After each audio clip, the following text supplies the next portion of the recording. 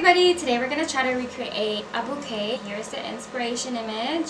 Just going to be an all white rose bouquet. So it's going to be fairly simple, but we're going to be using silk flowers. And on my table we have our main ingredient, the white silk roses. Of course we have some greenery. There's some eucalyptus and also ficus. And over to the tools, we have the cutter, we have regular scissors, there's also some pins for when it comes to ribboning. And then we also have 4 types of, I guess, maybe adhesive, just to wrap the entire bouquet together. So there's the green floral tape, there's some twine, there's also some floral wires, and then some regular zip ties. Out of these 4, I think my favorite would be the green floral tape, because this one is just, you stretch it and then it becomes sticky, and I think it's really easy to work with. It's something that I've worked with a lot of times. Of course, I've used some of the different other methods because some of my bouquets are a little bit bigger, so it's easier to do it quicker. But yeah, over onto the ribboning, we have the antique white ribbon. This one is more softer compared to this regular white satin ribbon. It has a little bit of roughness on the texture. I don't know if you can see that on the camera, but I think I would recommend using this one on bridal bouquets, and this one probably for like curtains or even for boutonnieres. All in all, that's all the tools that we're going to be using for today's bouquet. To get started, we're going to take 4 roses. This is how I usually like to get started. I take 4 roses and then I create kind of like a cube. With that, that's how I get my base. Depending on the style that you're creating, you're gonna start adding greenery.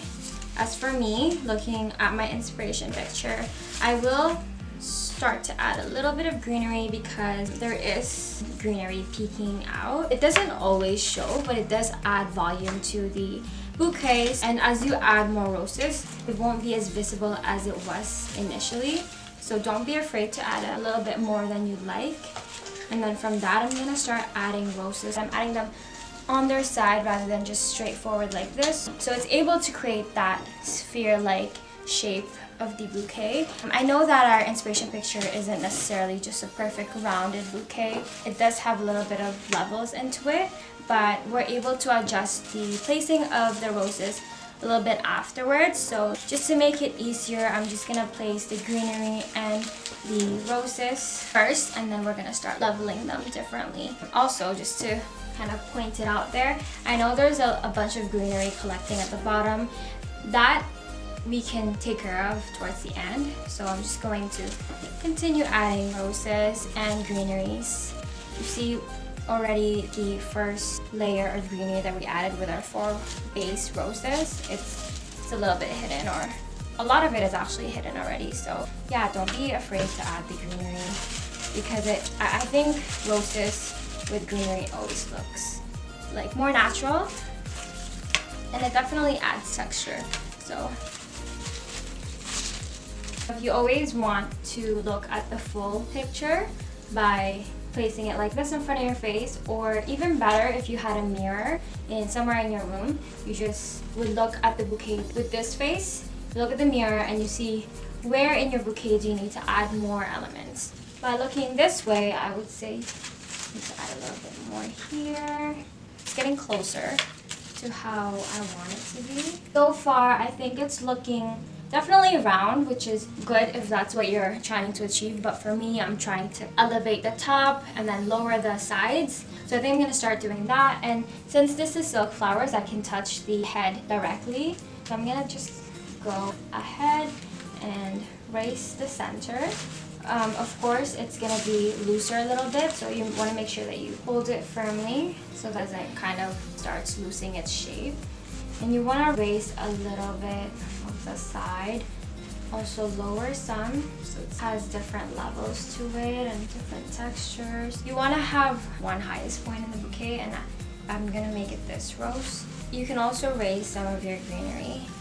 It would be hard to do this with fresh flowers, touching the head. It will lead to quicker drying, so you want to make sure that if you decide to touch the head, you can carefully do it with gloves, like nitrile powder-free gloves, or you could just start leveling in the beginning. So, and then I think this should be good for the final outlook. For now, I want to see how it looks tied up, And what I'm gonna do with these excess greenery is that instead of cutting it off, I'm gonna firm it together, and I'm gonna try to flatten it, because it will make the entire ribboning process, or just the handle of the bouquet, thicker than usual. First off, before I do that, I'm gonna use the green floral tape. If you are working with silk flowers, it might be better to use twine, because that way you don't have to deal with stickiness. If you need something that's quick, you can also take a twine. Now I'm gonna try to hold.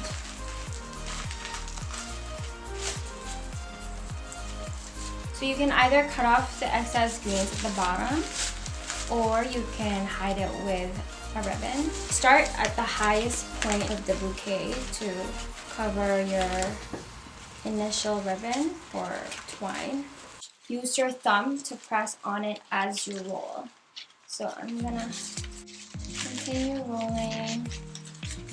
You have to try and make it as flat as possible.